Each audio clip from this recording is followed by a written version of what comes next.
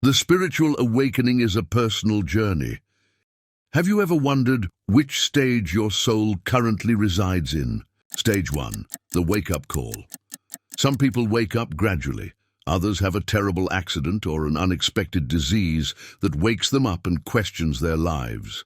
Maybe it's someone's death that starts the introspection process. You begin to open your spiritual eyes and see behind the illusion we are presented here on earth. The so-hidden truth is right in front of your eyes. You start to feel deeper and deeper that there is a huge number of layers of lies, societal conditioning, and personal limitations that affect your life. It seems like everyone else gets on with their lives easily, while you can't lie to yourself that nothing changed. In a world where everything seems upside down, how do you continue moving forward? You feel like telling everyone about it, but they probably don't seem to get it. Stage 2, the fool's journey. A huge amount of truth comes your way. You see more clearly now how many layers of false information kept you blocked in a false reality. You've grown up in a world that treats everything as matter. Society and media love that. They strive to deprive you of the most crucial thing, your soul. You begin to discern how it all works, the wheels of the system, and even individuals whom you believed were close, all attempting to confine you within these constraints. And it's not necessarily their fault. It seems more like everyone has been programmed to do so.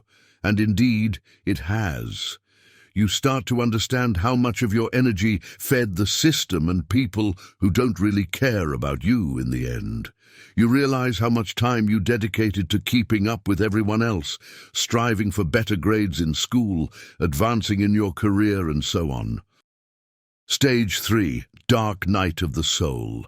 Glimpses of a new, beautiful reality were revealed to you, and it seemed that everything would become so easy from that moment on.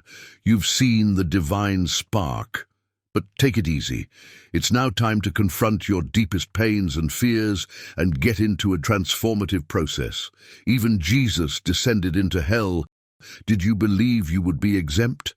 The healing process has begun. It's a profound introspective journey. While you heal yourself, others will be healed too because of that. Just the same way you started to heal as others around you were in that same process. You feel lighter as your transformation better aligns your thoughts with your emotions and behaviors. You have now the power to be more honest with yourself and others. You don't pretend to be someone you're not. If others put a price on things that don't matter to you, you have the guts to ignore their opinion and move on. Even though you know they'll judge you and discredit you, you feel much better in your own skin.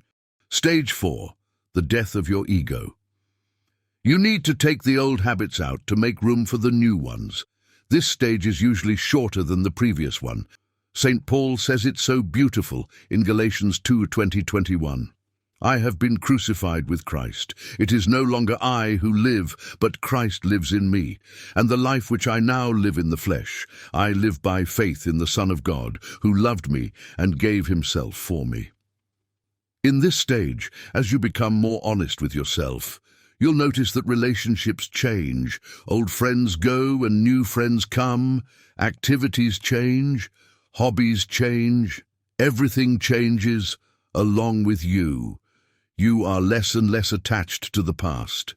You begin to perceive how the characters of those around you, family and friends, have molded your personality, how the false ego did not let you be truly free. Initially, you may find yourself judging others for the negative impact they've had on you. However, you'll soon come to realize that it's not entirely their fault. They too have been shaped by the influences of their own families and friends and so forth. Your spirit is eternal, so don't focus on the time wasted. Be grateful that you finally opened up your eyes and won't live on autopilot from now on. You have so much to change about yourself to become the one you always wanted, or better said, how God truly created you. Not only do you observe how the opinions and actions of others have influenced you, but you also recognize how, in turn, you have influenced them. It's time to let go, to forgive them. and to pray to God for forgiveness as well. You start to live more consciously. It's easier to forgive others, as you see now that it comes from their own limitations, not necessarily from their bad intentions. And this happens as you've first seen those limitations on yourself. You sense that everyone will experience their own moment of awakening. If you've carried the weight of the world on your shoulders all your life, now you feel that letting go of the burdens is the best course of action. Stage 5, the Ascension. You're even more authentic than in the previous phase. You realize that you have a purpose in life, a life full of enthusiasm, for understanding and for helping others. When I say you, I'm referring to your soul. In this phase, you are 100% aware that you are not merely the flesh and bones body you carry with you everywhere. You are consciousness. Your awareness is the one that perceives the body's aging, sleeping, pain, and ultimately the death of the body. You don't die, your body dies. As you start to feel that more and more, you'll fear less and less. Revelation 14 says, "Then I looked, and behold, the Lamb was standing on Mount Zion, and with him 144,000, having his name and the name of his Father written on their foreheads." Seems like enlightenment to me. What do you think? As you experience the 5 stages presented above, people around you will feel your inner transformation, and positive changes will happen in their lives too. The miracle of the Lord's Transfiguration took place shortly before his Passion, in the year 33, when he took Peter, James, and John with him, and they climbed Mount Tabor together. Matthew 17, 2-6.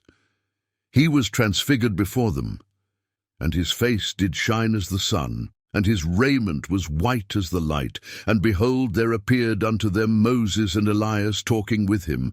Then answered Peter, and said unto Jesus, Lord, it is good for us to be here. If thou wilt, let us make here 3 tabernacles, one for thee, and one for Moses, and one for Elias. While he yet spake, behold, a bright cloud overshadowed them. And behold, a voice out of the cloud which said, This is my beloved Son, in whom I'm well pleased. Hear ye him.